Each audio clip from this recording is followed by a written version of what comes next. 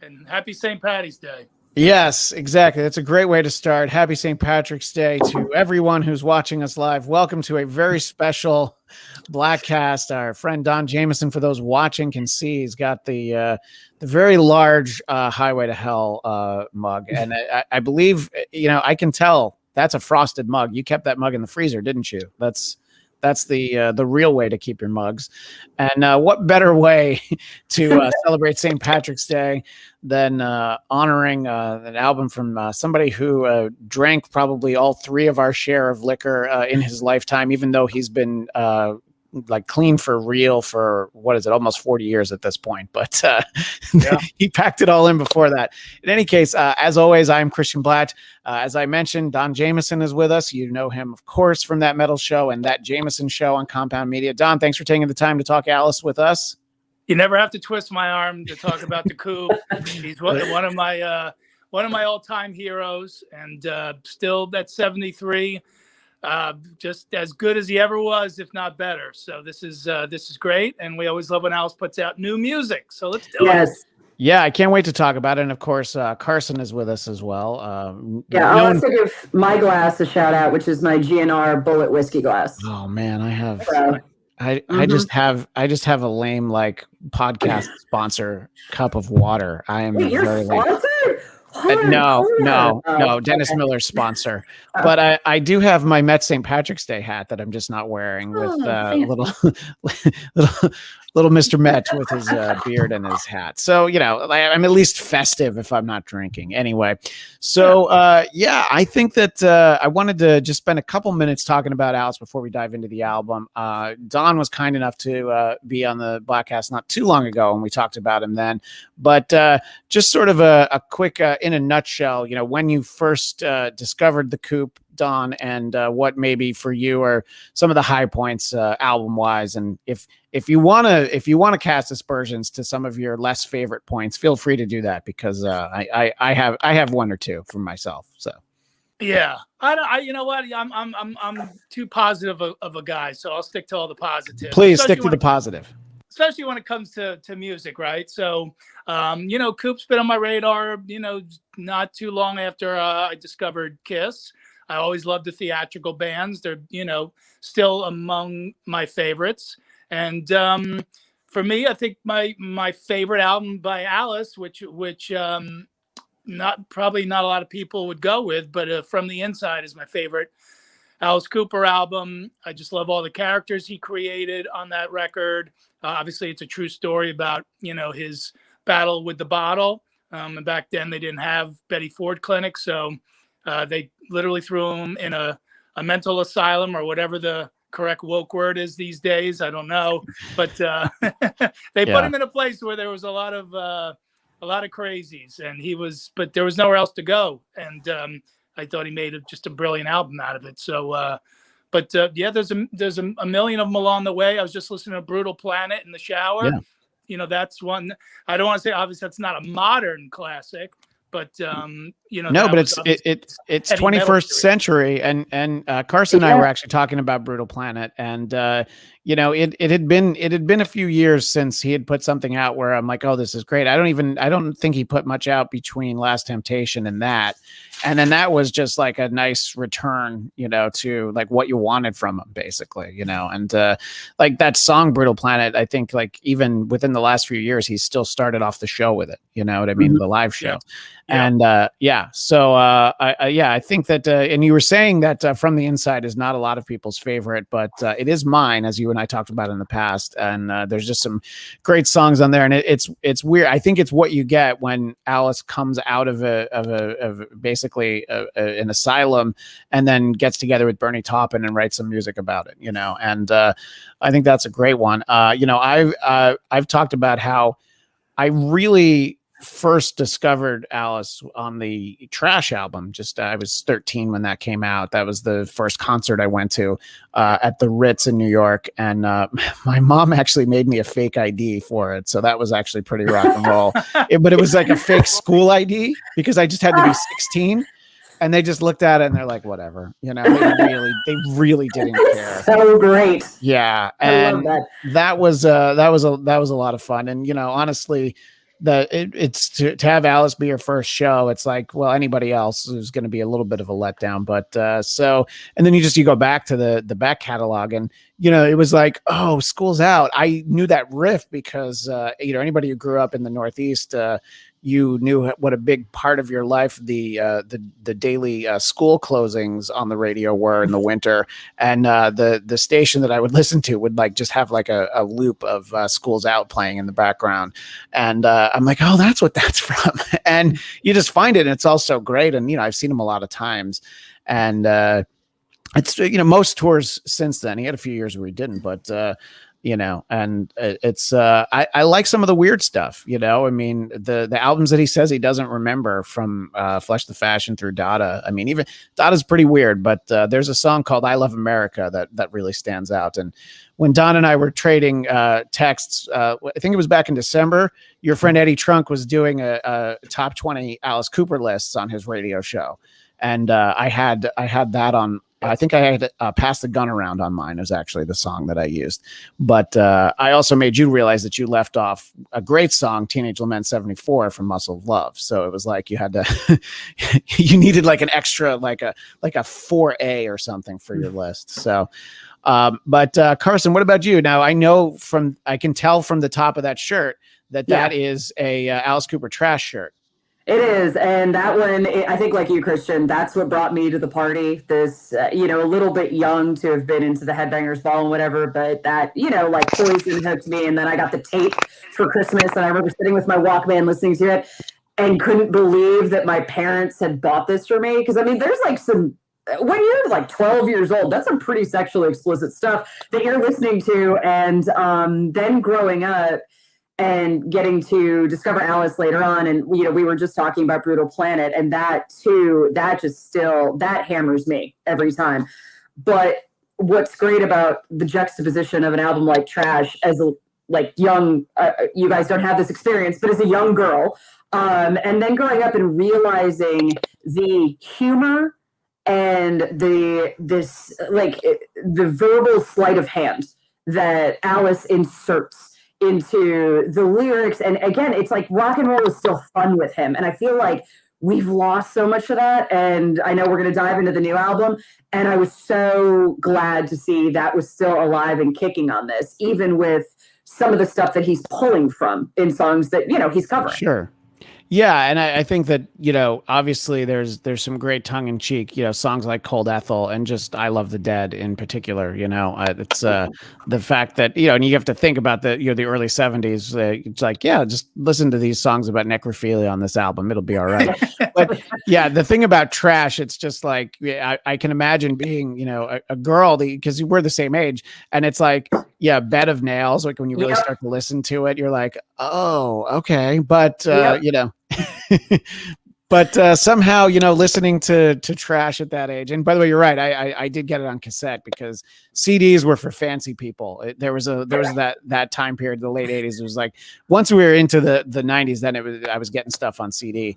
But and it was great. I mean, look, that video for Poison, that really, I don't know, did so much for him, and it's interesting because, Don, obviously Desmond Child produces that record, and there's, you listen to it now and it's like, oh yeah, it's definitely his Bon Jovi record, I forget which song it is. It might even be Bed of Nails. One of those Desmond wrote as a Bon Jovi song. And I think that's the one. But there's, and he definitely gets that feel. But are you able to appreciate that era, or you're like, you just love, I mean, not that you dislike it, but is like the 70s really what you like, or are you okay with the Trash, Hey Stupid stuff? Yeah, I'm all over the map, man. I really am. Yeah. I mean, like I said, I'll go from the Inside, which is an album written with Bernie Taupin, and his influence is palpable on that album. And then, I love Hey Stupid. So I do have an affinity for some of the 80s stuff. Trash wasn't my favorite. I'm definitely, Hey Stupid to me is a much better album. I love Heavy Metal Alice, who did Constrictor and Raise Your Fist and Yell. And then, then sort of going a little industrial with Brutal Planet. And then ever since then, just jumping from genre to genre as he's gone. And dipping his toe back into the 70s here. Obviously he's dipping his toe into Detroit on this one. So I don't have a preference for any of them. It's just any a great album by Alice is a great album. Yeah, I mean, and I mentioned Flush the Fashion in passing. That was like his new wave album. I mean, a song like Clones. It's a very like 1980 feel, but in a way that's like, oh, but that's such a cool song. And I know that he'll usually like put one rare song in the set list, and it was that one a few years ago. So like, when you get that song, you're like, this is amazing, And I think that obviously that. Returning with the Kip Winger, Kane Hodder, Constrictor, Raise Your Fist and Yell part, that was huge. But the commercial success that he got from Trash really, I think, is I don't know. I mean, I think that sort of bought him like the next, well, it was probably like the next like really 10 plus years until he started putting out albums regularly. But anyway, so I do want to talk about Detroit Stories. Which, hey, Christian, can I just jump in real quick? I just want to. Because I'm on my phone, but if my audio is not great, I can quickly log off and log on my laptop. It actually sounds fine. We can hear you fine, and that's cool. That's the thing is, the iPhone is such a great product that it's better than a lot of computers. You probably sound better than I do, and I have the fancy microphone and everything. So let's talk about Detroit Stories, which is the new album, and I know I have the CD. I'm sure, Don, you have it on vinyl,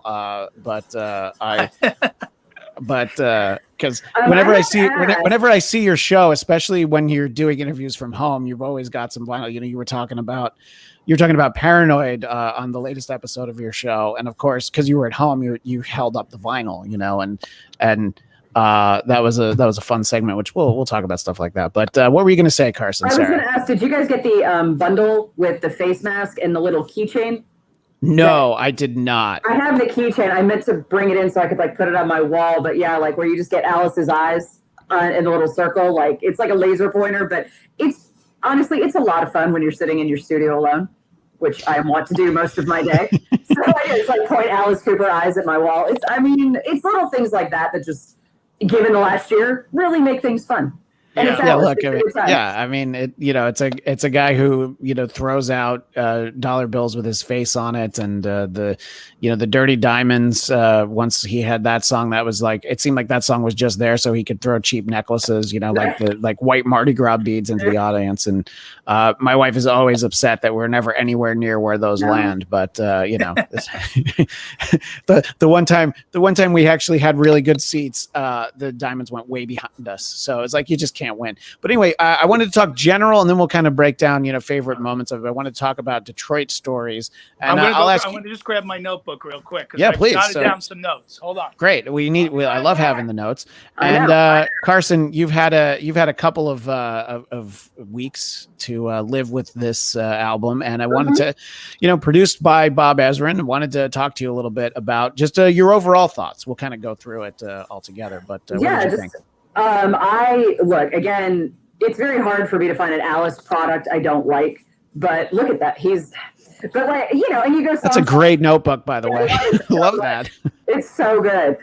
But again, there's some really great moments and fun moments. And again, coming out this, and I've realized as a chick in the rock world who's been raised in this, that God, I just love Alice for songs that, like, on the surface you think are gonna, like, he never is, but you're like, oh, this is heading so misogynistic, and you're like, nope, this is such a feminist song, and there's still so many examples of that on this album, and I love it so much because you don't have to dive deep into the music. That's not what rock and roll has to be about, but I love that it's there. I love that he's smart, and this is just more clever, creative art that we get from him. He's a true artist, and it's evident here. Yeah, and I like that it has it has a cohesive sound to the album. I mean, when you look at it, there's definitely some differences. I mean, the first song's written by Lou Reed, the last song's written by Bob Seger, and then his current band and his original band, and it obviously he's got Bob Ezrin producing it, so he makes it all. It all fits together in a way, where it's not. I think that a lot of times you get albums. Look, you can also get albums that are like two or three pretty good songs and a bunch where you're like, okay, I guess, but I think that it really works as an album. I mean, I also really liked his last album, Paranormal Activity. And I thought that I was excited that, as disappointed as I was that I couldn't see him and Lita Ford and Tesla at the Hollywood Bowl last year, the fact that it got us this album, I'm like, well, that's at least an okay trade-off. All right, so Don, you went and got your notes, and we're just going to talk overall for a moment. Yeah. What did you think of? What do you think of Detroit Stories? I think, it's a real easy album to listen to. I think Carsen hit the nail on the head in terms of the lyrical content. It's, the stuff that he wrote is pure Alice, with the tongue in cheek and all that stuff. Fun/funny lyrics to a lot of the tunes. Certainly he went with a formula, and he went with a theme. So, sticking to that theme, you're going to hear a lot of those Detroit influences, and musicians from that area. Obviously, you got Wayne Kramer on there. You got a little bit of Motown in there, and even a little Joe Bonamassa, which has nothing to do with Detroit. But if you can get him to lay down a blues solo, you get him. So, I agree with you, Christian, as well, in terms of it works as a cohesive album with a great flow. There's only one song in here that doesn't fit the album. And, when we talk song to song, we'll get to it. Yeah, I'm wondering, we probably have the same song. But I think that it's great. Look, I think that there are probably albums that have come out the last few years from artists where it's like, even if I don't like it, I'm like, look, at least they're still putting stuff out. It's it seems like every other month Gene Simmons says rock is dead, so that there can be headlines that say Gene Simmons says rock is dead. I think that, Gene's brilliant. He knows that that's what happens when he says it. And I think that, look, it's great when somebody puts out a record that you're like, oh, this is what I want. That these songs will fit well into the stage show. And I think that, especially with Alice, that's a big part of it.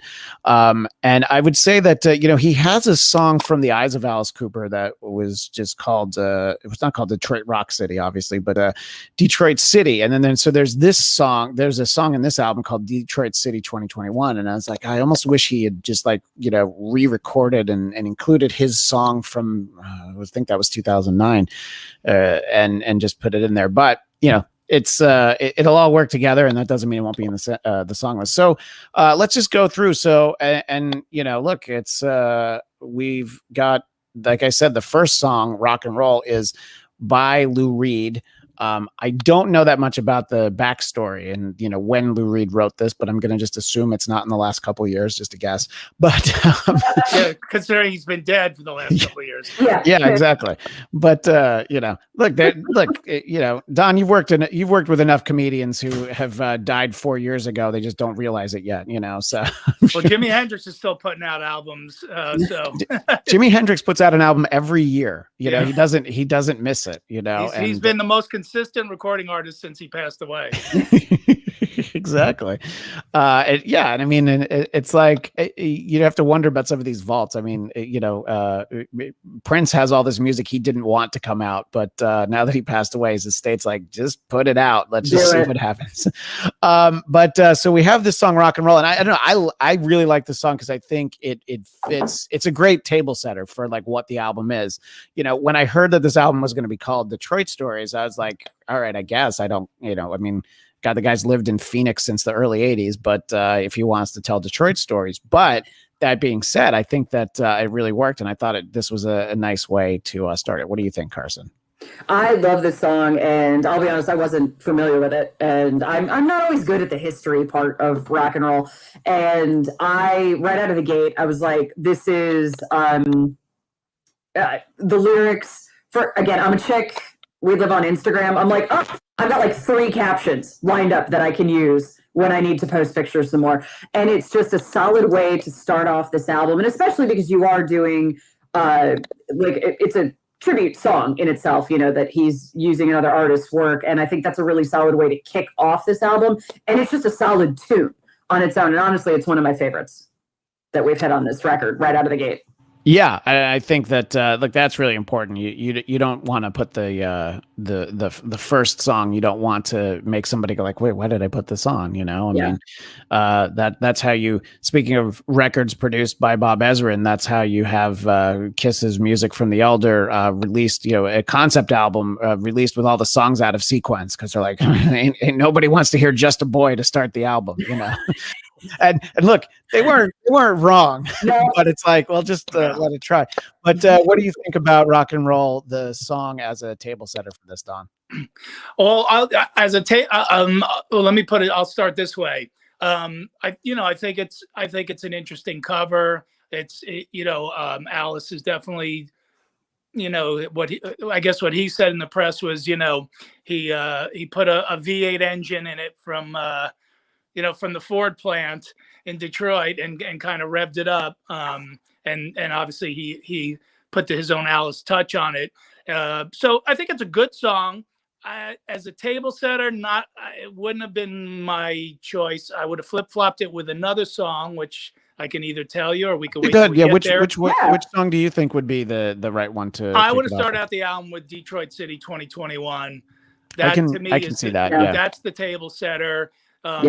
Opening any album with a cover is weirdo to me. I wouldn't open a comedy album with Bill Burr's joke, although I probably should because I probably get a lot more downloads. But but I just think it's a weird table setter overall because, again, while it's a good song, it doesn't punch you in the face. It's also a very iconic New York artist, and this is an album about Detroit. So I know Alice knows how to spin it. Like I said, he said, they took it to Detroit and put a V8 in it and souped it up. Okay, I'll buy that. I'll buy anything Coop tells me. But as a table setter, I would have flip-flopped it.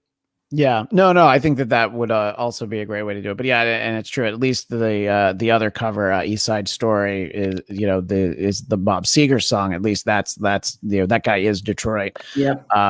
But I mean, and I do agree with you though. Like, unless it's your Hollywood Vampires album where most stuff is covers, it's usually the covers go best like towards the end. It's Faith No More have a cover of War Pigs that I think is actually a pretty cool cover, and it's the last thing on their album. And I'm like, great, yeah, that's where it should be. Sure. And a lot of times, look, especially in the age of CD, the covers were always like the bonus tracks. I mean, they weren't. That cover put action at track 3, so that's true. I mean, they did okay with it. I'm just yeah.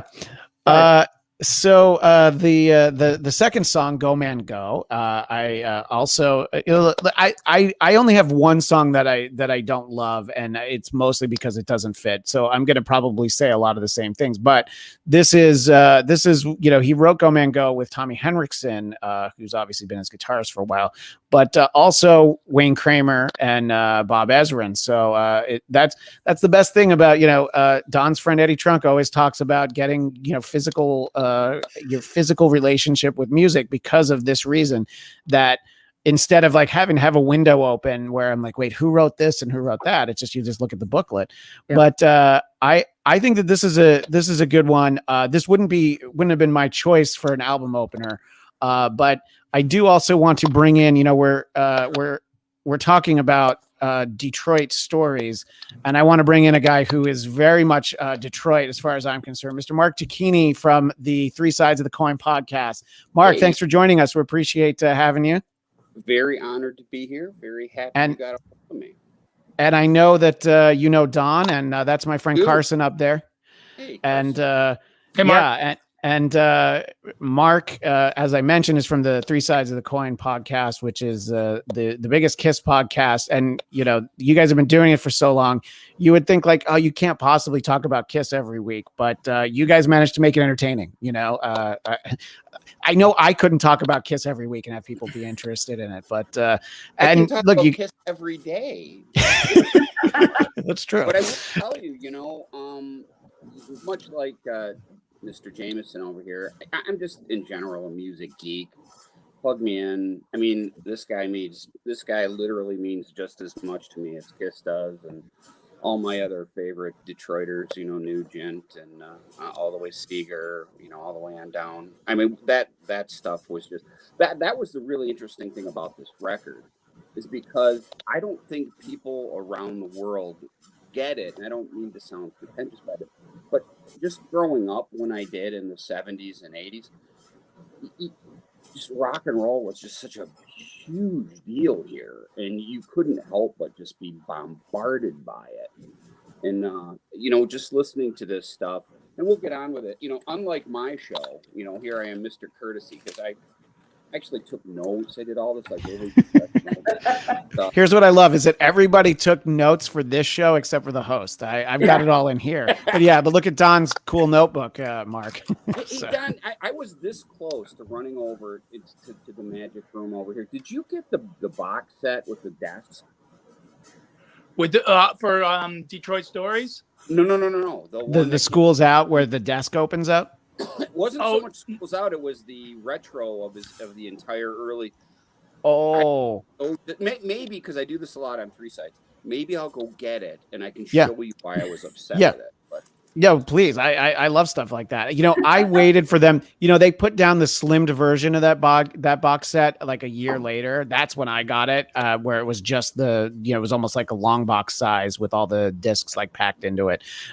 Because I was like, I need those songs from Monster Dog. I was so excited. That box set had all the stuff that like I had like recorded with my stereo hooked up to my VHS back in the day. Cause I'm like, I want to have all these songs, and I didn't get the cool desk, but if you do want to show us why you're unhappy with it, we'll give you a chance to run off and get it.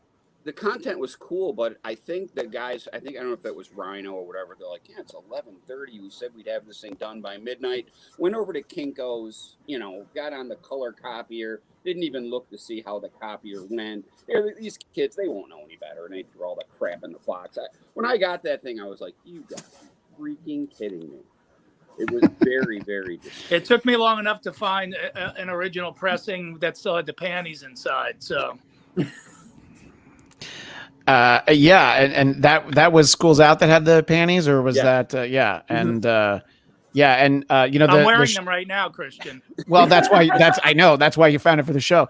And the shirt I'm wearing I actually got at the Hollywood Bowl because when they played at the Hollywood Bowl, when they, look, some of us might be like, I can't believe he was opening for Motley Crue, but let's understand it was Motley Crue's farewell tour. It was a huge venue, but he hadn't played since the School's Out tour.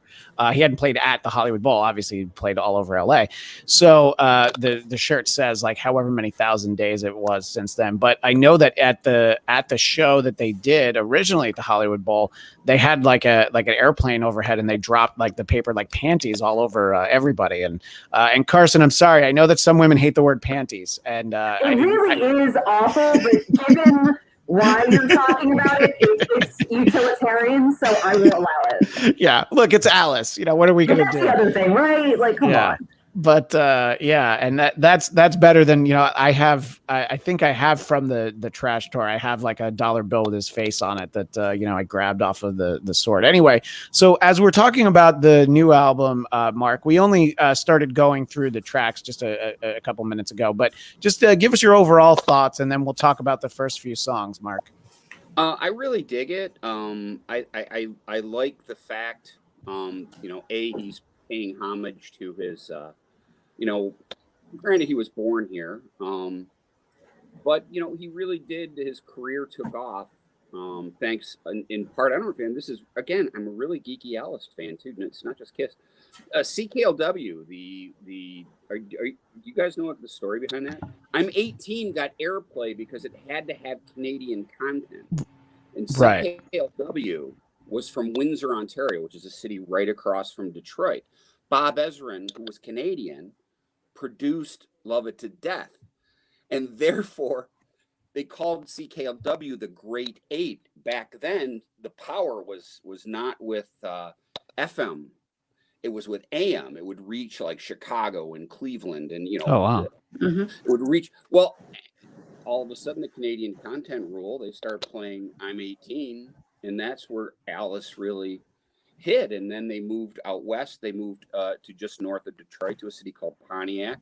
and they really got in with, you know, the MC5 and Seeger and Nugent. And matter of fact, he talks about it on, and I got to admit, I'm not crazy about the version of Detroit City Honest. The 2003 version is way better. That was one of the things that I said a couple minutes ago, is that I would have loved to have just to re-record that song instead of doing, you know, Detroit City 2021, because I really I think that's from the Eyes of Alice Cooper. I love that song. Yeah, you know, that was really his first attempt to do this sort of garagey music. If you remember, he came off the Brutal Planet and the Dragon Town. And, you know, he went into the garagey thing. And honestly, I told my brother this today, because I was telling him I was doing this. And he grew up a big Alice Cooper fan, just like myself. And we were both singing the praises of Eyes Of. I mean, that is just a great rock and roll. That's a very Detroit sort of sounding garagey record, too. Yeah. I love that. Yeah, I think that song Novocaine on that album, if it had come out in like 1988, it would have been a huge MTV song. You know, it just sort of came out at a time where, you know, I think that like people who love that kind of music, they're like, great, I'm going to buy a new Alice album. And, you know, what we didn't mention is that this album, you know, look, a lot of the charts are obviously so different now, but it did debut #1. And that's obviously a lot of times with pre-sales. You have all these artists who either haven't had a #1 in a long time, or I think Judas Priest had the first one of their career, but then it's like, you know, 3 weeks later, it's you know, like 38 or something, you know. On yesterday's 3-Side show, I brought that up, but with the caveat that it debuted at #1 with 13,000 in sales. You would have been dropped 15 years ago, 20 years ago. If for here it's #1, that would have gotten you dropped. Yeah, I know. Look, I mean, not to get too sidetracked, but that's the way I think all of our shows go is, you know, and when you look at like TV ratings now, like something is like, oh, and then the top show of the week had a 0.9, and like that show wouldn't have gotten a second episode when any of us were kids, you know. And it's just like, you know, so like the threshold is so different now. And I think it's because people, you know, it's like you're able to factor in how many streams on Spotify. It almost doesn't matter how many physical CDs you sell. So, Mark, let's get caught up with you. The first two songs, we were talking about Rock and Roll, the Lou Reed song, and Go Man Go. That's as far as we got, actually, before you popped in. I'll give you my 15 seconds on each. Rock and Roll, I will tell you, that song, the Mitch Ryder version, was played ad nauseum here in Detroit. I mean, you couldn't get away from it growing up in the 70s. The Mitch Ryder version pounded into our heads. So when I heard it, I'm like, I got to admit, even on my little notes here, I'm like, I liked Mitch Ryder's version even better than the live Lou Reed version, which I do like. It's funny because I'm one of those guys. I'm not a Velvet Underground fan at all. I just thought it was way overrated. Same thing with Reed in general, although that live record with Hunter and Wagner is actually really freaking. Actually, it's freaking Alice's Welcome to My Nightmare Band. Basically, that is a really great record. I like that one a lot. Go Man Go. Well, I have obviously, because I'm a geek. I have Breadcrumbs already, so I already heard it. I already knew it. But my little notes here: upbeat, fun, 1960s garage rock. And anytime you can get two of my Detroit favorites, Mr. Wayne Kramer and Mark Farner together, you're gonna make me smile. So I really like that one a lot. Yeah, and Carsen, I think I didn't get your thoughts on that one. On Go Man Go, flat out, I have been listening to this album on repeat at the gym. So that tune comes on, and that's a winner for me. That's kind of how I gauge things for the last year, is because we have nothing else to do but sit in our houses and exercise. So and you know what? And again, lyrically, I think it's fun. And it when I first heard it, I was like, wait, where is this going? And I like it when songs like that surprise me. So to me, it's a jam. Yeah. And Don, did I give you a chance to weigh in on this one? I'm being a bad host and, like I said, not taking notes. So yeah, I'm going to sign off after this. Well, I know, and I feel bad now. My street cred with Alice is ruined because I don't have this on vinyl yet. I was down in Philly last week and I spent several $100s on vinyl, and this place Vinyl Altar, which is amazing. You just didn't have it. Otherwise I would have picked it up. But that being said, I've been listening to it. It's in my brain, and Go Man Go again. I think some of the stuff is the order of things. To me, it's a weird number 2. It's interesting that he wrote it with Tommy because Henriksen, because it doesn't seem to have any of the identifiable like classic Alice things. It's just sort of a weird track. It's got a new wavy kind of feel. I love the chorus is super catchy. I like that about it. Yeah. It's got good energy. So it does work as a second track. But again, maybe because Mark missed this, but I had said that I think Detroit City 2021 would have been a better opener. So, it always depends on the flow. And then now I'm excited actually maybe he'll put Detroit City and Detroit City 2021 together when he plays live. Who knows? Yeah, which it meant something that it's going to sneak up a little bit later, the new wave thing, because I think he touched a little bit on early Devo on some of this record, which we will get to later. So I definitely I mean, we were talking before about the different incarnations of Alice, and I mean, you definitely. It wouldn't be the first time that he touched on new wave. Obviously, Flush the Fashion has some tour. Which that's the earliest show that I know anyone that I've ever had a conversation with anyone who saw was the Special Forces tour. And I mean, I've seen I think it was a TV special in France. I've seen a performance from that. And it's like, it's a great spot for the band, but you can see, the wheels really coming off in his private life because he's so skinny at that point. And, anybody who saw I'll tell you the big surprise. He sold out Joe Louis Arena with the Joe Perry project opening. Hold on. Here's the big thing. That tour was advertised as the, what the hell did he used to call it? Shop of Horrors or whatever it is. The advertisements had him like with the guillotine and all that stuff. No, keep in mind, Special Forces wasn't out yet. Madhouse Rock. That's how some of the ads were in the local papers. When he walked out, and I had third row, my buddy and I were standing on our chairs, and we're like, "Who is that?" But it was awesome. They opened up with, "Who do we think we are?" Yeah. Like, holy shit! What is this? It was awesome. Don't get me wrong, but you were expecting, old school Alice, and that's not what we got, but it was incredible.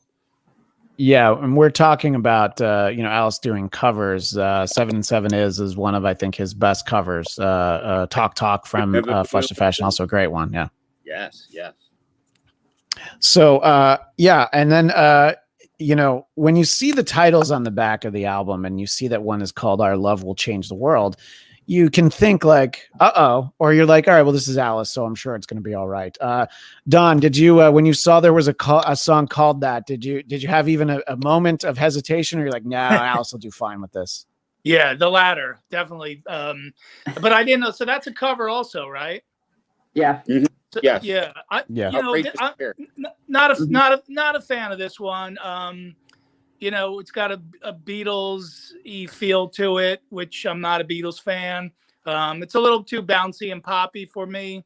It's a little Partridge Family for me. But it didn't bum me out. That it was on there, a song with that kind of title, and there's a song coming up much later in the album that's a much weirder fit than this one is. Yeah, no, I agree with that. And that was the thought that I had. I was like, oh, is this like an Alice song that, we should see Goldie Hawn dancing to on like a Laugh-In cutaway, and look, like he's covered, stuff from that era, especially with Hollywood Vampires. And I think he always puts his own spin on it. I can say that this is one of those songs that if it had been buried on the box set or it was a CD bonus track, I'd be like, oh, this is awesome. But it comes a little early in the album and you're like, oh, is this going to be what the album is? But the reason why I think it works as an album is that we have all the different things. Carsen, what did you think of this one? Like, I want to bottle everything Don just said and let it ferment because I've never heard it put so perfectly for my own thoughts, because it's like, it stuck out for me. Even seeing the title, like when you brought that up initially, I was like, oh, I mean, okay, we'll give it a shot. And like, this is not hitting for me. This is, and there's part of me that tries to go, okay, but look at the year we've had, and it's kind of an interesting choice. And then, you know what? I shouldn't have to justify music. It's just not my bag. And especially coming in at track 3, I'm like, oh boy, we just hit a rut. Like, I just need to get the dip and get out of it. So it seemed like the first two songs really work as on your mix when you're at the gym. Do you need to skip the third one, or is that okay? Time to cool down. There's like I get those like big fancy headphones at the gym, and I'm like push and like move right along. So yeah, and maybe I should be listening to it in a different capacity, but that's just where we are for 2021. Yeah, I used to like to take a drive and like listen to an album on CD, but then it's like I think we're still not supposed to drive anywhere. So it's like, I don't have enough time, also like just everything in my world is so close together. So I do tend to listen to them, on headphones. I try to never listen to music for the first time on the computer because of, just the compression and all that. But because I have two small children, sometimes it's just like, well, where can I actually listen to this? But what do you think of Our Love Will Change the World, Mark? Well, obviously, I'm not listening to it at the gym. But I'll be perfectly honest. I was one of those guys when the video debuted, because he did a promo video for this before the record came out, and I was like mortified. I was like, you guys, it was almost like didn't even get halfway through it, and I'm like, what the hell is this? I was also at work, and also Christian, it was on. I was doing paperwork, and I'm like looking up, going, what the F is this? And I finally turned it off. Anyways, as I'm letting the CD play, I'm like, hey, this has kind of got that Alice cynical sort of voice. I ended up thinking it was fun, and like I wrote in my notes here, I didn't get it upon first listen, but I really love it now because the video was my first exposure. But when I took it just as a song, and I'm like you, Don, I'm not a Beatles fan. We can get into that later. Don't get me wrong. Yes, I get it. They're great. But it's not something I go to. It's not. No, go with your first thought, because I'm totally on board with that too. Yeah. So I'm like, okay, but it's fun, I thought it was good. So now when it comes on, I'm like, hey, this is kind of like Marianne is when you listen to $1 Billion Babies. You're like, this doesn't fit, but yeah, it kind of broke up the angst between Generation Landslide and I Love the Dead. I can kind of see why. Yeah, and it's funny because we're about to talk about a song he co-wrote with Neil Smith. I think Neil wrote all of Marianne except for I Thought You Were My Man, and that's Alice coming in at the end. And I think Neil always hated that line because he's like, yeah, but look at the song I wrote, and he's like, yeah, but look at our band. It needs to have something to it. Yeah, exactly. Social Debris, co-written by Neil Smith and Bob Ezrin, I think is it definitely has that I don't know, to me, like the Alice Cooper band feel, I really like this one. This is one of the standouts for me. What do you think, Mark, about Social Debris, co-written by Neil Smith and Bob Ezrin? Well, there's a couple cool things. Obviously, I think you guys heard the little elected bass lick diddly-ding it is at the beginning.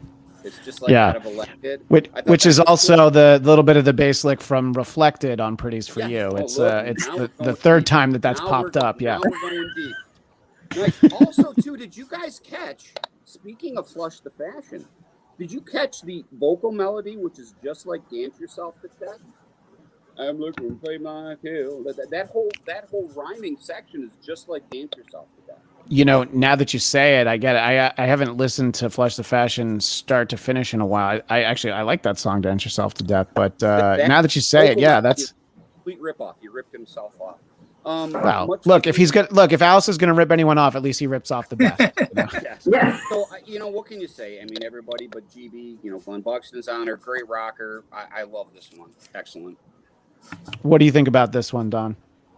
Yeah, I mean, this is, and I just want to go back because I think what we said at the beginning, which was smart, was to talk about the overall feel of the album. So it probably sounds like up till now I don't like the album, but it does. But if we're breaking each song down, it sounds worse than it is, because I do think the album has a good flow when you just put it on and you just let it be what it is. So, but this song to me, this is where it really kicks in for me. This is classic Alice. This is, him lyrically and musically. It's Alice taking the piss out of modern society. It's Alice as the villain for the first time on the album. And that's the space I feel most comfortable in with him. So, again, this could have been an opener for me as well. What do you think about Social Debris, Carsen? I like what you're talking about, the character. I really like that in this song. But what kind of this song starts for me, I think you touched on it, Don, is this is almost where the ascent of the album starts. That I feel like the album really is hitting its stride and is at the best in this middle. And I think this is the song that kicks it off. So it's like of the first four that we've talked about here, it's the top of the four for me. That I really just, it's straight up rock, and I like what he's doing with it. So, and I like what's coming beyond it too. I want to bring a couple of comments in. This is from my mom, who we mentioned earlier, making me a fake ID to go and see Alice Cooper at the Ritz, where Mark wasn't here for that, but it was a fake school ID that needed to say I was 16, and we were all worried about it, and it was fine. But my mom hasn't listened to Detroit Stories. Come on, Mom, what are you doing? It's it's been out for like 3 weeks. And then also our friend Sam Whitfield says, Mark, love the podcast, fan of you. So we appreciate everybody who is watching and people that'll be listening to the audio version of it. $1,000 high heel shoes. Carsen, you don't strike me as the kind of gal that has $1,000 pairs of shoes. And if you do have $1,000 pairs of shoes, if you had $1,000 pair of shoes, it would be because they were owned by Joe Elliott at some point. No, I mean, fair. No, I do have $1,000 pair of high heels that I will be married and buried in, and they are fabulous. This is where I get very girly on you, so I will leave that Sex and the City talk for a different audience. But the thing is, I love this song so hard. This song is, I mean, I don't know why it speaks to me, because it's weird, because then you're like, what is this girl into? But this, to me, it goes, we talked earlier, Mark, you weren't here for it, about like, I was introduced to Alice through Trash. And so to me, this is the evolution of the Alice that I was listening to at that age. This is the introduction. This is now coming all these years later, which tells you how old I am. But it's, I love the fun and just the humor in this song. I love that about Alice, and it's so on display here. I love this tune. It's a great point, because when we think of Alice as the character, not as the guy who's been happily married since 1976, 77 or whatever. Yeah. When you think of Alice as the character of Alice on Trash, it's almost like the character was newly divorced. And I know there wasn't Tinder at the time, but he was like going out to singles bars, and he's like, hey, this is great.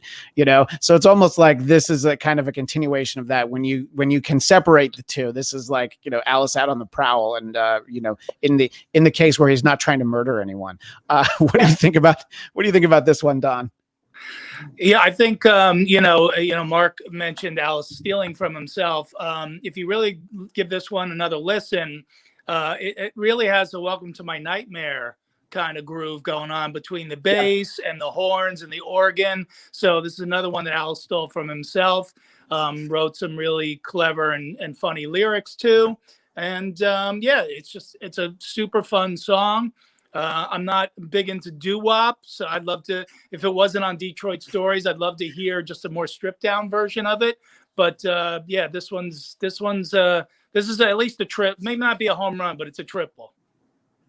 Yeah, and are they gonna throw out like plastic high heels when he does the song? It'll replace the dirty diamonds or whatever. And I do think that Alice isn't the only artist this way. Sometimes what the album production is like, oh, I don't know if I need it like that, and then you hear it live and you're like, oh yeah, that's the way I wanted it. So I feel like if this were to be a song in the live set, it would probably be sort of the the stripped down like rocking version that you're talking about. But you never know. Maybe it's not like he hasn't ever toured with he's never done like a 70s like review show, so maybe this is the time he tries to do that. Maybe he does like a casino residency or something. What do you think about $1,000 high heel shoes, Mark? Oh, you were this, if we were on a game show and you were trying to get me to say something, you were this close to what I wrote on my notes.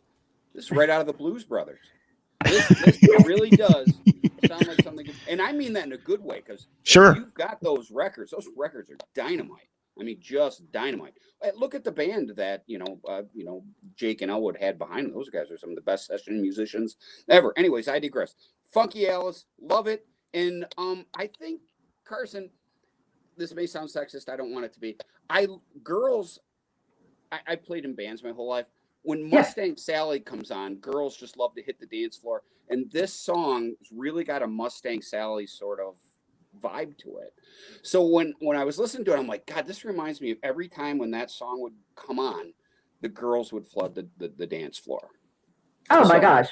Absolutely. And I was saying that like there's so many, like as a woman who not necessarily looks for these things, but what I love about Alice specifically is that I can go through his songs and pick out things that really do hearken to some feminist leanings. And there's this track itself, I was like, there's some serious empowerment in this, you know, because I mean, look, I am not that girl strutting around in the collar and shoes, but there's some chick is, and God get it, like do it, girl. So, and that's the thing, that even the visualization and the storytelling, like I'm so big into that. And like you said, songs, it's another one of those songs that gets girls going, and which is probably why it's striking me that I'm so like impassioned to tell you about how much I love this song right now. And I would imagine other chicks are going to feel that way. And when they do go to the shows, when they open up, I would love it if this was part of the live set. I think this would be a blast. Just don't say panties in front of her. No, yeah, that's You guys are okay with that word? It's like the worst. Yeah, I got the schools out with the women's underwear. It just doesn't sound right that way. It doesn't sound right. Yeah, exactly. But somehow panties and moist are two words that women say. Yeah, see, exactly. Mark, what do you think about Hail Mary? That's another Tommy Henriksen, Bob Ezrin co-write with Alice. I will tell you, going back, I call it the she-bop riff. Sounds like Cyndi Lauper. It's like a guitar run. It's very, very she-bop. This is old school Alice again. Great rocker. Love this one through and through. I think this really is one of the standouts on the record for me. I like this one a lot. Don, what about Hail Mary for you? Yeah, I think Mark said it. I mean, it's just a straightforward Alice Cooper classic rocker. Yeah, it's I don't know. It's got that old rock and roll feel to it, and it's got Alice just oozing out of it. So yeah, no problems with this one. Yeah, it's the kind of song that has that sort of old feel, but it's not like, they went into the studio like, well, we need this to sound like a 70s song. It's just sort of the way that it came. What do you think about this one, Carsen, Hail Mary? I love it when you basically instruct me on when I should be yelling during a show. And that's it. I hear, Hail Mary, and I'm like, oh, okay, I know when it's my time.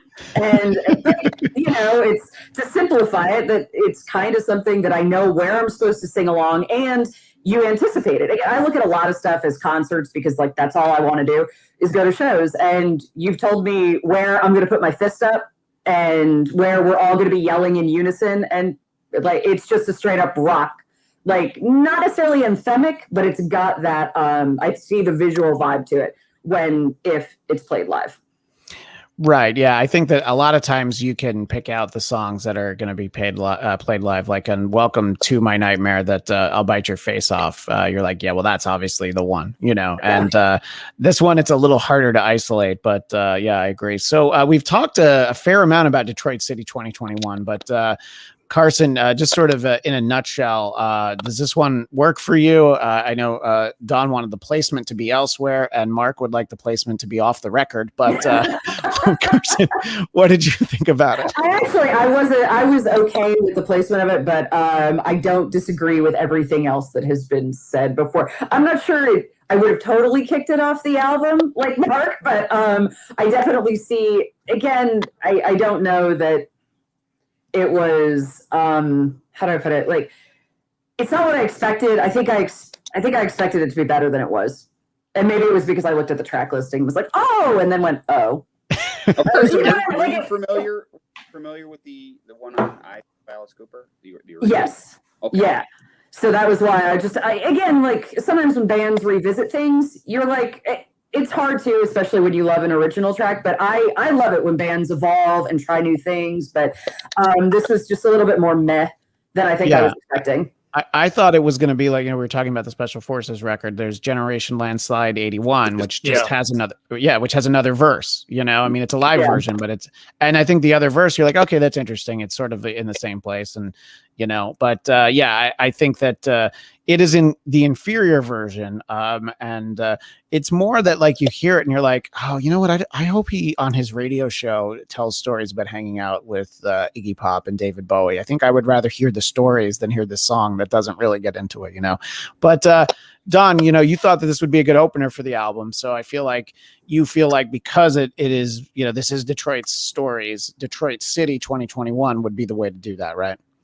I stand my ground on this song. It's one of my favorites on the album, and you know that's why we're doing this. We all have a different opinion, but I really like this. I like it better than Detroit City from the Eyes of Alice Cooper.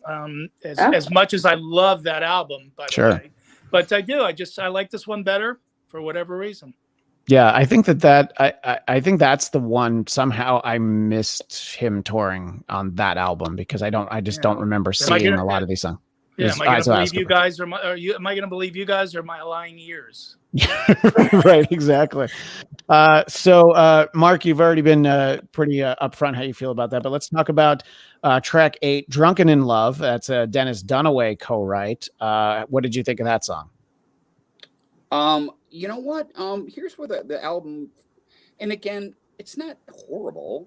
And I love when Dennis goes in there. It was Blue Turk off of Schools Down, you know, kind of bluesy, kind of slow.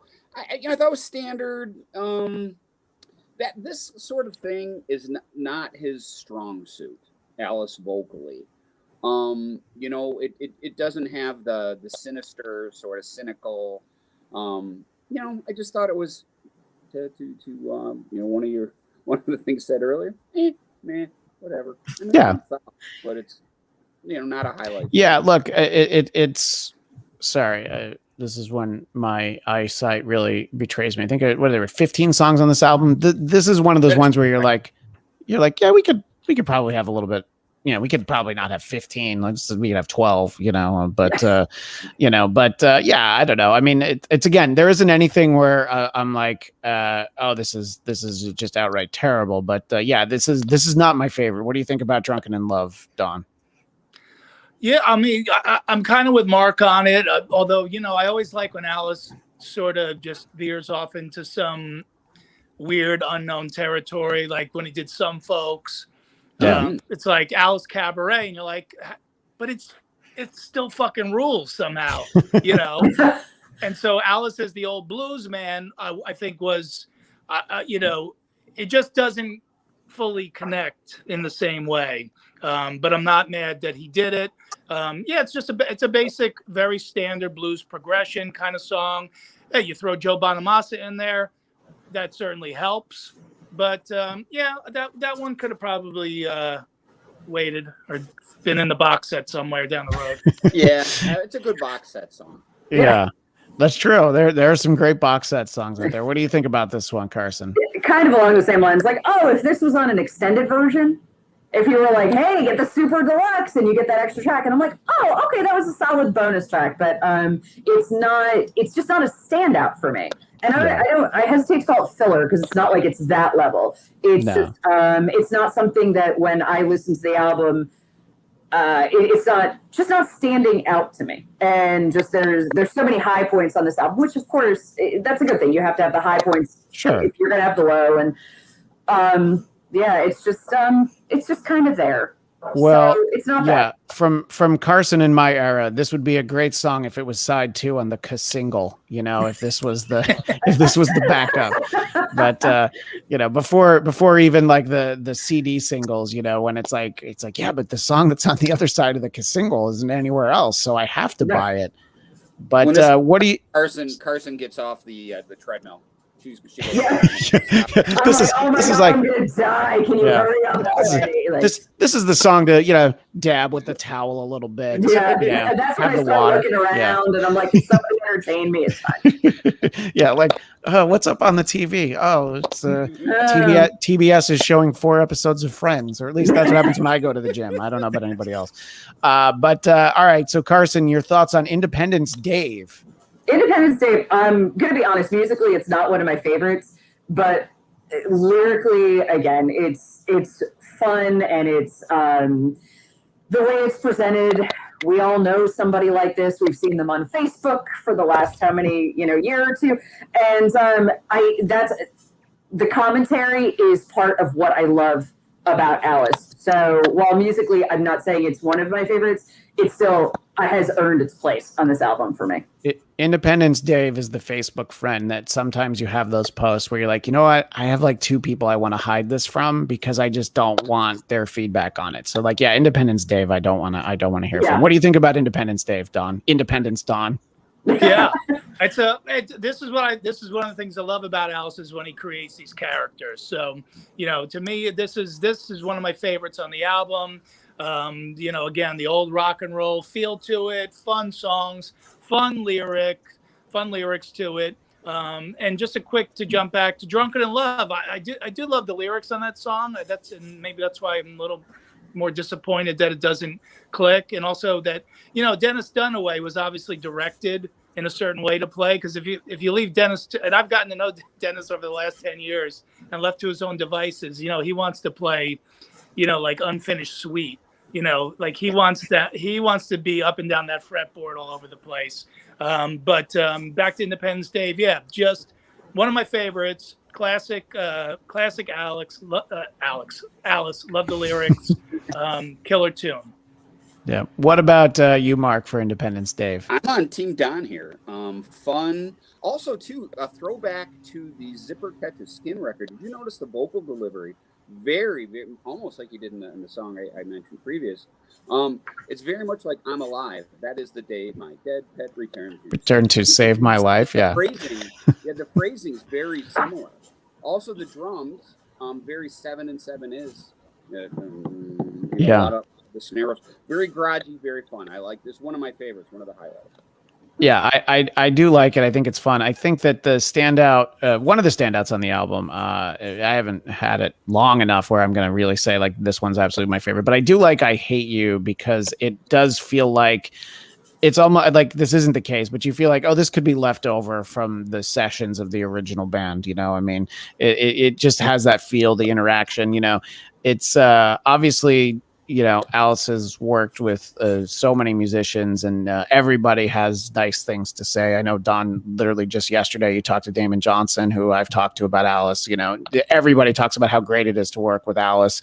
But, ever since it was the original band, it's always like, Alice and whoever he feels like working with. But this captured, to me, some of the band feel, which I think that a lot of, this is not the first time that they've collaborated together again. And I think that that was more present here. What did you think about I Hate You, Mark?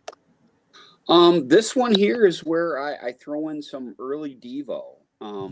If you're familiar with the songs like One Dumb Thing or Speed Racer or Smart Patrol, where there's more talking than singing. They're almost like, kind of a very strong cadence. This kind of, to me, kind of sounded like early Devo. I think it's great. And it's got that, like you said, early Alice punky almost vibe. Because, before there was punk per se, I mean, early Alice, especially like on Killers and stuff, there's some, meat and potatoes sort of in your face sort of delivery. Like You Drive Me Nervous. That's, I love that. And this song very much is like, and it was funny because I never opened up I just kind of took the CD out and played it. I didn't know the lyrics were in there. And as I'm listening, I'm like, hey, he's talking about Dennis. He's talking about Al, you know what I mean? And then when I finally opened the booklet, I'm like, oh, dummy, because he was. But upon first listen, very happy with this one. And I love it. Another highlight on an album full of highlights. What do you think, Don, about I Hate You? It's it's classic weirdo Alice track. I love that it breaks away from some of the, some of the stuff that's really in that formula of Detroit stories. So it's a nice break from all that stuff. And obviously it's a funny song, and love that all the other guys chip their voice in there, and I did like that, and sing along as well as Alice. So it's another 2 in a row there that I really like a lot. What about you, Carsen, with I Hate You? This is a highlight for me. I love the verbal sparring, and then when they sneak in that one lyric that's going to stop you is "I hate the hole you left on stage," and you're like, "Oh man, I was not ready for that to show up." So it's like, but it's just, I think I love, like you referenced, Mark, kind of like that punk vibe too, and I think that's a great way to kind of sum up my feelings. That when I hear again the talking ish with the music, but it's just this wonderful sparring match that again you can still hear the humor and almost like the love behind it, and I think it's one of the highlights of the album for me. Yeah, I think it, there's the idea of those guys getting together, at this point, there's so much water under the bridge. But as Mark mentioned, obviously, Glenn Buxton passing away a while ago, the surviving members getting together, it's a great thing that they're able to do it. And, it would beg the question, well, why wouldn't they? Let's talk about Wonderful World, Carsen. Yeah, the vocals in like the second he starts singing, it's like, oh yeah, listen to what we're listening to Alice delivering here. And so I love that because it's I like the layers, again, the different characters he's formed on this, but even vocally, that this is another addition to just his repertoire. And so this is why this actually stands out for me. I'm not gonna tell you it's like one of my top 3 favorite songs, but the delivery on it makes it very, very high for me. Yeah, I think that it would be interesting if this were a normal year and he was touring immediately to support it. I feel like he'd probably only pick 2 songs at most, and it's hard to really figure out which ones they would be. But there are a few that you're just like, yeah, we've mentioned a few. It's like, oh, I'd really like to hear this live. So let's hope whenever he tours again, he tours for like 2 straight years, and he switches out the songs from the album that we actually get to hear. What did you think of Wonderful World, Don? Track 11. Well, this was one where, you mentioned this earlier with Our Love Will Change the World. This is the one where I cringed when I saw the title because I was like, no, please don't do a cover of that song. It's been done to death. And I don't care if you're my hero. You're not going to be able to, you're not going to convince me that it's a good cover song. So I was just instantly relieved when I heard it. Because like the Ramones managed to do the Spider-Man theme song and have that be cool, but even their cover of A Wonderful World, you're like, oh, really? Yeah. But Carsen, hit the nail on the head.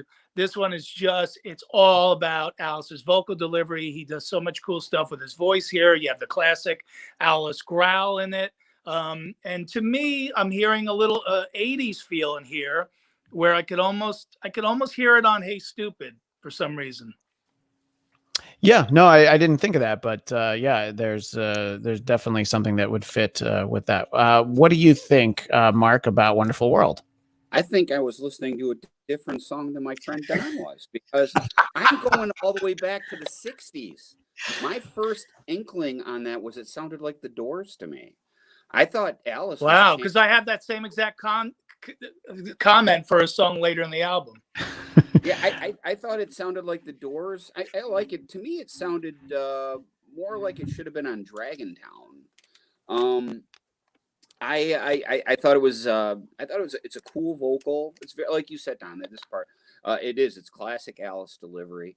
But if you guys, you've heard Alice talk. He was a big fan of the Doors, and back in the day, I actually kind of thought this was his homage to the Doors, especially that beginning riff. It really reminded me of the Doors. But yeah, well, look, I can agree with Alice. I like the Doors, but only their Other Voices album. Once they got rid of that dead weight frontman that they didn't need anymore, just the Other Voices.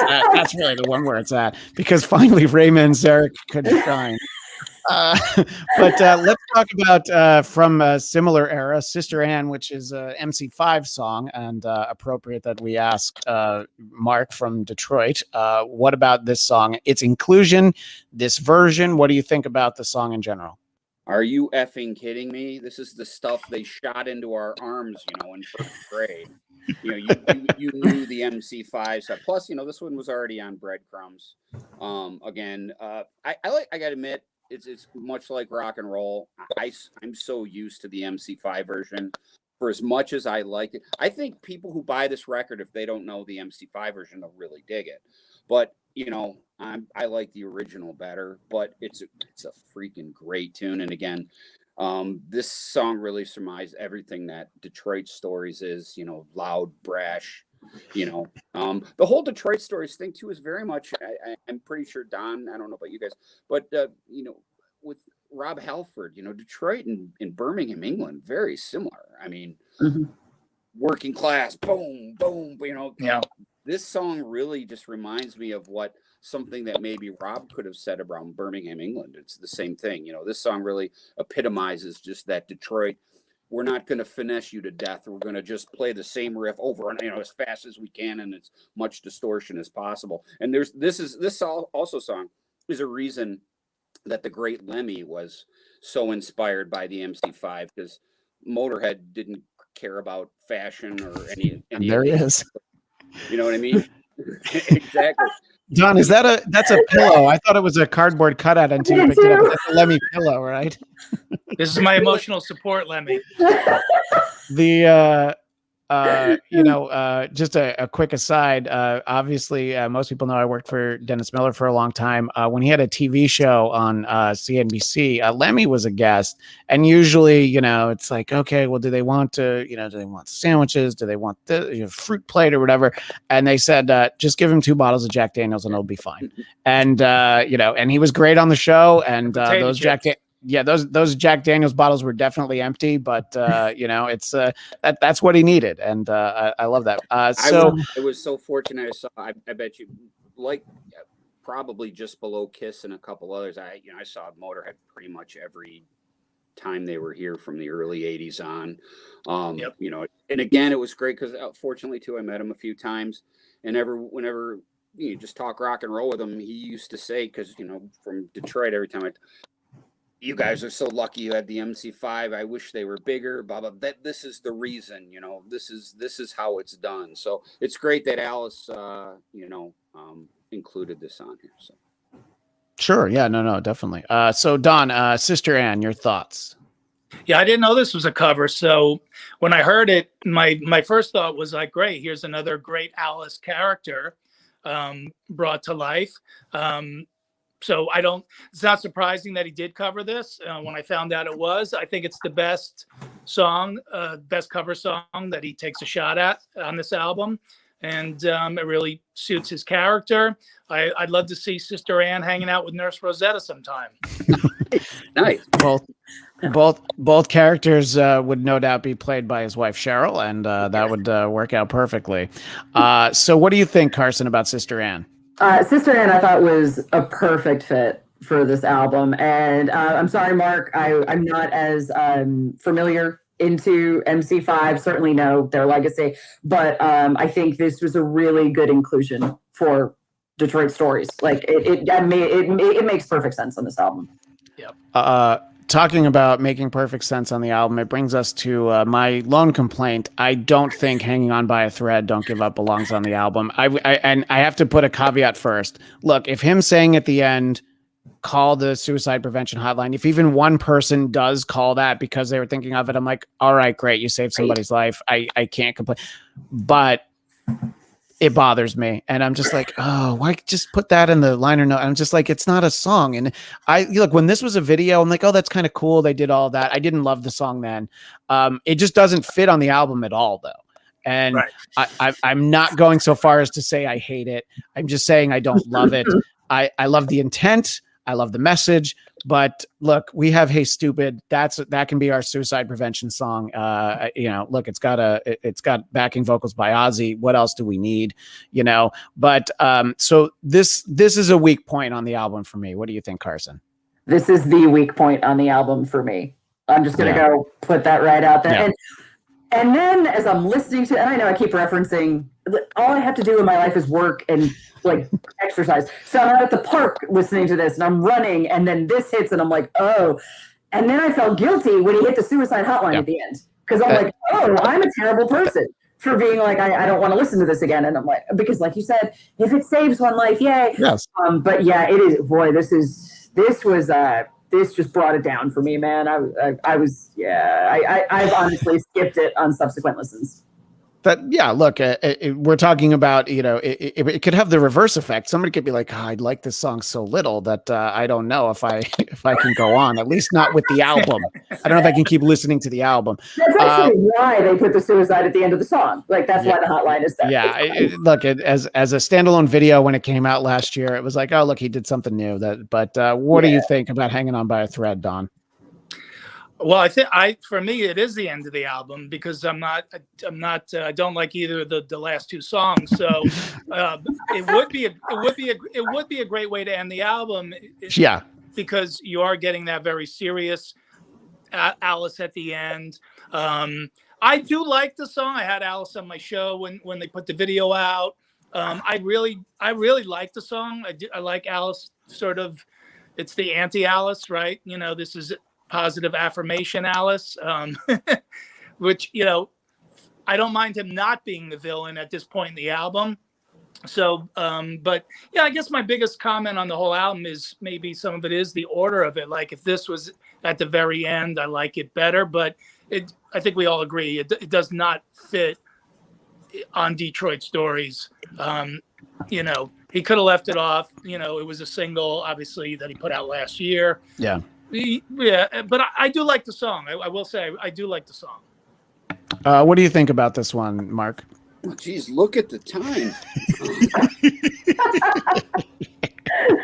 I was enjoying myself, and don't get me wrong, it's very Brutal Planet at times. It's got that pick up the bones sort of feel to it. It's not, like Don said, it's not horrible. But I'm with you. Look, I'm a construction worker from Detroit. Okay, I'm not very PC. I don't like that sort of stuff. It drives me up the freak. You're right, 100%. If and especially nowadays, if it saves somebody, but then you could say that about everything. Why don't we just put it? Look, at some point, this is where I want it. I listen to music because I want to get away from that crap. I want to get away from politics. I want to get away from it. I want to turn this SOB up and rock and run on my treadmill, and just have fun. And this kind of is like the antithesis of that, Yeah. So do you feel like Alice should take his own advice from the next song title and shut up and rock? Two things here. I'm with Don on this one. This song, I put a big weakest track on the record to me. Very generic. Yeah. And again, like I said, I'm not very politically correct. There's two people I wish that Alice would have included on here. One's Bob Seger, the other's Ted Nugent. Ted has a song called Shut Up and Jam, which I think would have been great if he would have covered that. If you've ever heard that song, it's a really cool rock and roll song. And it sings that praises. Forget everything. This Shut Up and Jam. I think the Nugent song's way better than this one. Again, this one just didn't work. And it's funny because when you listen to it, you're like, okay, it's upbeat, it's rocking. Then you go, yeah. So it just doesn't do anything for me. Yeah, I think we're definitely hitting the point where if maybe, like we said before, if this had been a 10-track album or a 12-track album, we might be a little bit better off. It's like just this because would even be a good box set song. I don't want to hear it. What do you think, Don? Do you think that this is one of those ones that you would hope that the box set didn't include? Well, I think there's a great Alice song. It's the beginning of a great Alice song, but in this version, it's a total throwaway. What I'm guessing is that Alice knew he was going from this sort of spoken word, positive affirmation song, and then this song is the answer to that, which is just shut up and rock, Alice. So maybe that's the transition that gets him to East Side Story, but he didn't finish it. That's what it feels like to me. It feels like a great rock and roll song that just never got finished. What do you think about shutting up and rocking, Carsen? Well, Don really kind of encapsulated what I have written, is that this song never gelled for me. It felt like it was headed somewhere. And when you're talking about a guy who is so articulate and clever, even just off the top of his head. Let's discount his lyrics. That in interviews, as you guys well know, that this guy is still so sharp and he's just on the button. And for some reason, this song just missed. And I know where it was headed. It just didn't get there. Yeah, no, I think that it's a bit of a miss, and it reminds me of a song that is fairly not the sound, but it's just sort of the feel that I have with it. It's a song that he still plays often from Last Temptation. I have never liked Lost in America, and I think just lyrically, I was always like, and especially when he plays it now, it's like, oh, that song is like, what year was that? 1993, 94. Yeah. And it's just like, oh, it just really feels, and there's a lot of songs I do like on that album, but I'm like, oh, that is not the one. Okay. And so it, this would be on my least favorite.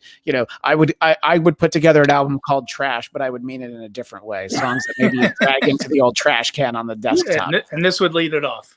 Yeah, exactly. I always wondered how come Elvis Costello didn't sue him, because it's Pump It Up, just done different. That's right. That's definitely a great point.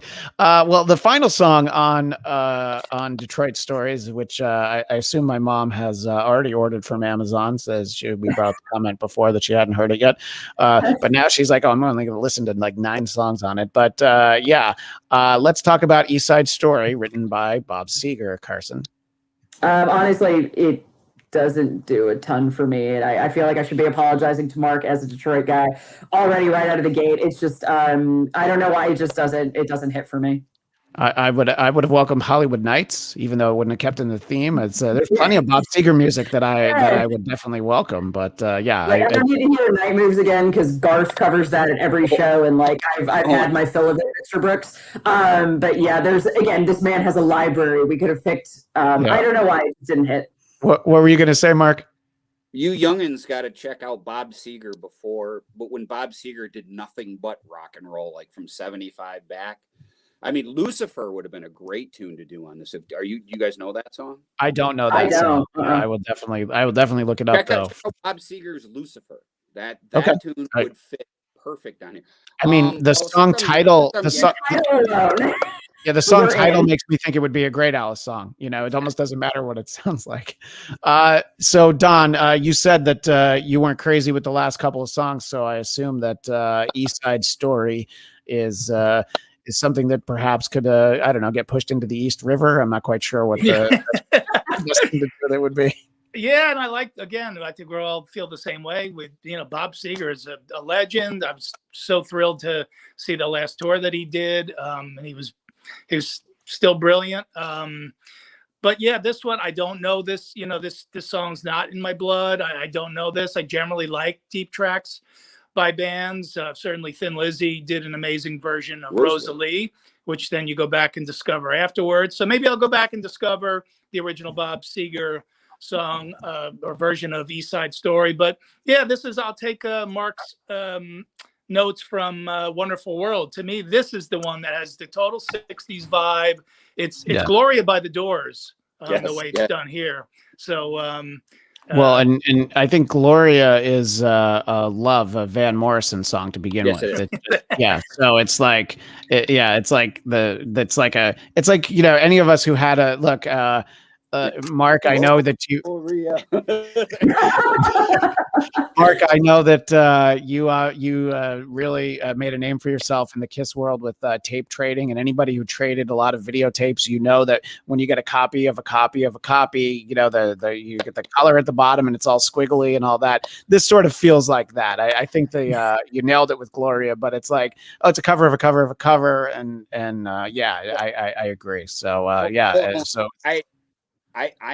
I know the original. I love the original. I was really happy with this.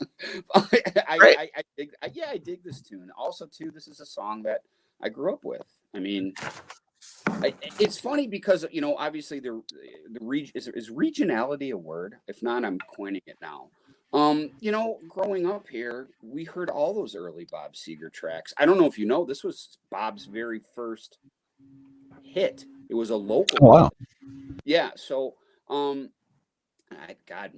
late 60s. This was a regional hit. And you know, I grew up with the song. I much like, you know, the MC5 thing that's in my notes. I love the original. This is okay. I mean, I like the song in general, but yeah, I mean, the Gloria thing, you know, also too, I know that Bob was just learning how to write songs at the time. You know what I mean? He obviously stole that riff, but it worked. For him as a songwriter, it helped him build, and obviously. But again, all kidding aside, if you guys ever go listen to any of the old Bob Seger system, and this is to everybody, not just the, you know, the three of you guys, there's a reason, you know, he cut his teeth as a rock and roller. I mean, he as his career got in the late 70s, started the ballads and stuff like that. But you know, I'm sure you guys are you guys familiar with at least Live Bullet, the first live record from 75? Oh yeah. Mm-hmm. That one I've heard. Yeah. You know, that's really, you know, good. But anyways, yeah, his earlier stuff's really in those veins. And again, if you guys have never heard the song Lucifer, that would have fit perfect on this record. Yeah, no, I kicked its ass too, because it's got that the kind of the way the vocal delivery is really cool. Yeah, I think that it's a little bit of a disappointment that there are so many covers on this album, even though because there's so many songs, it's not a bad deal. But he has a whole band that does mostly covers now, so it's like, oh, does that have to spill over? Yeah. That's what when I went to one of the first Hollywood Vampires shows, you know, when Matt Sorum was still playing drums and Duff was still in the band before they did an album, I was like, oh, this is great. This is so much fun. I love that he does this on the side. They played the Roxy here in LA, you know, and it was it was great. And I've seen them in much larger venues, and you know, as they've gone on, and I like the Hollywood Vampires, but it felt separate to me because, you know, he didn't do a ton of covers. I think we've mentioned most of the covers that he did. So, but in general, I do like the album. I was happy with the last album as well. I think 15 songs. I don't want to say for sure, like, oh, they should take 4 or 5 off, because they probably wouldn't take the right 4 or 5 off. You know, I think each of us would probably at least take off one different one. But so, I mean, I'm happy with it. And look, we were talking before you got on, Mark. I like when our classic artists still put out new material. And even when it isn't great, which I think that a lot of this I do really like. I like the album as a whole. But even when it's not great, I'm like, yeah, but I'm so glad that they're still getting into the studio and putting stuff out, you know? And so I hope that we get many more. Whenever Alice does stop touring, which I think is, 10, 15 years away, when that does happen, I hope that he still, you know, does stuff in the studio like this, because, you know, what else is he? I mean, you can only play so much golf in Phoenix during the summer, you know. I mean, it's you know, you can't be out there all day. Before we go, and I want to let everybody do their, you know, we have there's things for everybody to promote. I want to ask Carsen and Don a really important question that I know Mark will be interested in the answer for. Now, Don, you know what this question is because I mentioned it when we were texting. Don, did Vinnie Vincent save Kiss? Oh, Christ. Single-handedly, no. but look, with all the co-writes that he had, you got to put him in the mix.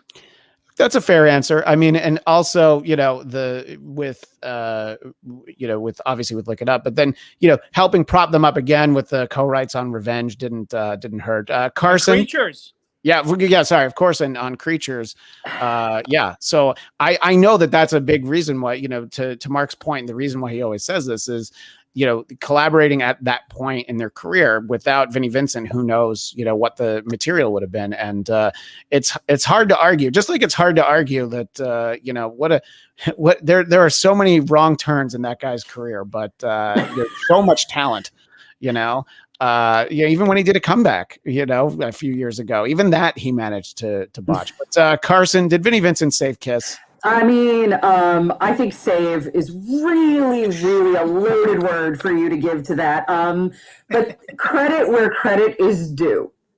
That's fair. All right. So Mark, I'm sorry. Okay. Mark, I'm sorry that they're both wrong about this. I'm almost embarrassed. I feel like I say this on the show.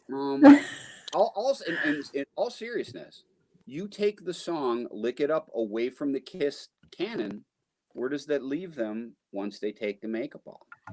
Yeah, if all hell's breaking loose had been their first video with the what be this and what be that, why you got to look like that, I can't say.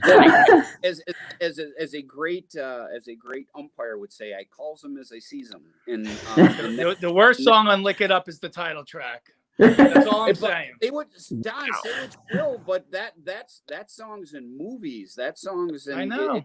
It's okay, but Mark, I'm going to tell you, it's my mother's favorite Kiss song. So that right there, I know, right? So you know what? It was just your dad's birthday the other day, and hearing that's your mom's favorite song means that he must have had a great birthday. So. Oh my God, that was. I'm okay. Well, this has been fun, guys. But yeah, she loves that song, and that's all I need to know about that song. But Lick It Up is a song that even when you have your Kiss tribute bands, which will translate into a shameless plug in a moment, that they do mostly the classic era. They do that song as well, because that song is so important. It's always in the set list when they play live. And I agree that without that song, that song was definitely the moment where it's like, okay, here's these guys without makeup. And, obviously by the time that I was aware of Kiss, they had already taken off the makeup.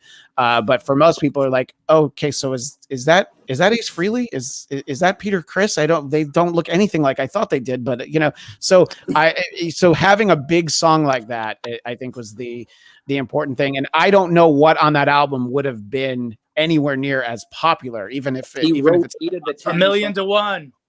That's fair. Well, he co-wrote 8 of the 10 songs. Also, this is very important now that we've turned this into the Kiss podcast.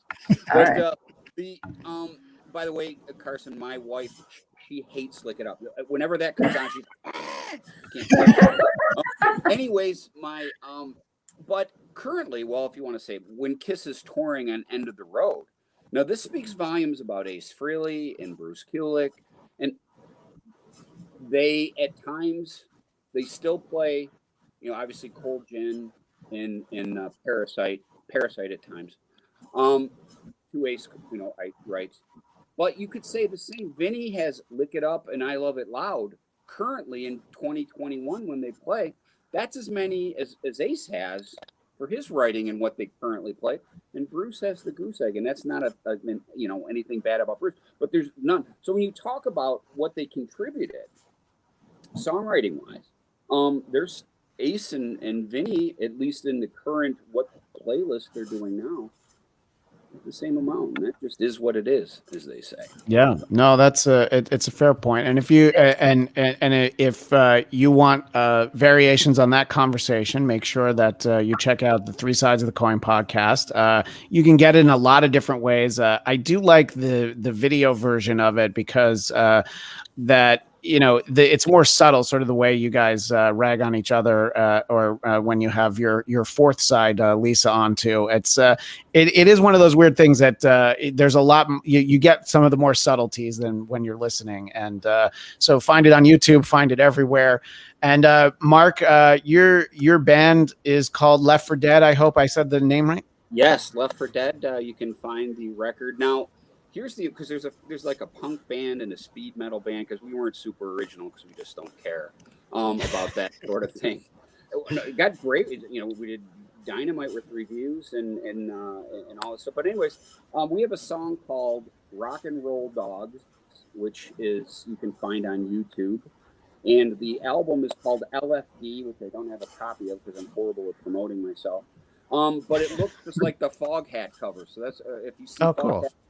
We stole how they did Live Across. We just did LFD. It looks just like the Foghat cover. But you can find it on Amazon and Spotify. But it's Left for Dead, and the name of the record is LFD. So, and again, it's just old school hard rock and metal. Just as if anybody who would talk to me for 10 minutes would go, okay, I get it now, because this guy isn't going to be playing, any kind of soft music or country music, whatever. It's all about the rock. So. Yeah. Well, no, yeah, and that's great, and I'm glad that it's out there, easily found on YouTube. And Don, I know from your shows and following you on social media that you've been doing some gigs. Some of them, the Comedians of the Compound, because you have your show, That Jamieson Show, on Compound Media. The behemoth that was founded by Anthony Cumia. And so you also have some gigs, at least I know of one with Florentine coming up, and you've done some. So how has it been going out? And obviously going out and doing comedy, it's a lot different than, trying to tour with a road crew and a full band and techs and all that. How has it been performing in front of people? Yeah, I mean, that's the difference. I mean, with, comics, it's just us. We put our dick jokes in our pocket and we go, So, I don't need a dick joke tech. They just come natural. So, it's honestly been really great to me. It's all about the audience being comfortable. I'm not freaked out by this whole thing. But the clubs that have been playing, they've done a great job with the social distancing, so everyone kind of feels at ease. They don't feel like they're too close. But also as a comic, I don't feel like the crowd's too spread out. So it's been a nice balance. It's not ideal. Obviously we're working at smaller capacity, but the people that are coming are having a great time because they obviously feel comfortable enough to come out. And they're laughing at stuff that, that they probably wouldn't normally laugh at because they've been locked up for the last year. And hey, let's face it, this is the longest string of sellouts I've ever had in my life. So I kind of like performing at 25% capacity. All my shows are sellouts. Hey, we need you now more than ever, man. We need comedy now more than ever, my friend. Thank you, Mark. The other day on his radio show, Jim Norton was talking about how 25% capacity is great because it won't look so bad when he only sells 20%. They'll be like, you were close enough. So people can find out about all the upcoming gigs at donjamisonofficial.com. And just take a quick moment to talk about this documentary, Long Live Rock. Yeah, Long Live Rock's a project I've been involved with the last 4 years, and I did a little voiceover on it. And, I was involved with helping put it together. And it's just a great, cool rock doc. There's a million of them out there. And this one just really highlights, it's not just recycling all the stuff you've heard about all these bands, like Metallica or Five Finger Death Punch and Korn or Lizzie Hale or whoever. It also puts a spotlight on the fans and sort of that symbiotic relationship that the fans have with the bands and that the bands have with the fans. So it's not just another one where they give you the history of all these bands. It really shows how much we're in sync with one another, how much we both need each other. And yeah, a lot of people need comedy at this time, but we also need music. So until there's the big shows again, Long Live Rock is out there. And there's a link on my Instagram page if you want to stream it. Go to Don Jamieson Official on the IG. On the IG, thank you. On the gram. And Carsen, you're on the gram and the Twitter, as Letterman would say. Carsen on air in both places, right? Yep.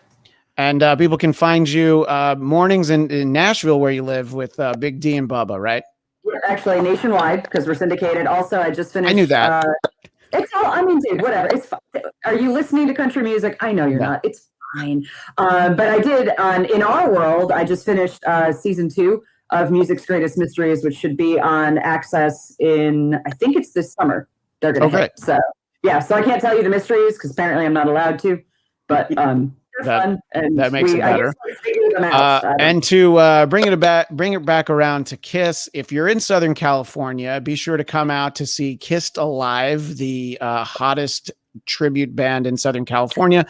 They'll be doing a drive-in show at Diamond Stadium, which is home of the Lake Elsinore Storm minor league baseball team, this Saturday at 7 p.m. It'll be a drive-in concert with yours truly as a guest announcer, and it'll be fun because I want to see if I can throw out my voice just asking if people wanted the best, and they've got the best. And if I don't, I feel like I didn't really do it right. But and you can always find me. What's that? Can I tell you one more thing? Sure. To be on the lookout, because we're talking about Kiss. A few months ago, I went to Doc McGee's estate sale. And I snuck in a GoPro, and that will be hitting the YouTubes in the next. I'm trying to make sure the house is sold before I put the footage online. I remember. I forgot you did that, and I texted you. And then Dr. Gee's estate sale didn't have anything that was in my price range, not even close. No, my buddy who did all the filming, I know he's editing it, so I will make sure that is also very linked. cool. I You can't wait. Yeah. You can Yeah. follow his. We'll be sure to let everybody know where to find that. And obviously, you can find me on Twitter and Instagram at ChristianDMZ. And if you're watching on YouTube, please subscribe to the Bladtcast YouTube channel. We have this show and whole others. Thanks so much to my guests, Mark Chicchini of Three Sides of the Coin, Don Jamieson of That Jamieson Show, and Carsen of all the things she mentioned, including Rock and Roll Mysteries. Thanks to everybody. We appreciate it. We will see you next time on the Bladtcast. Thanks.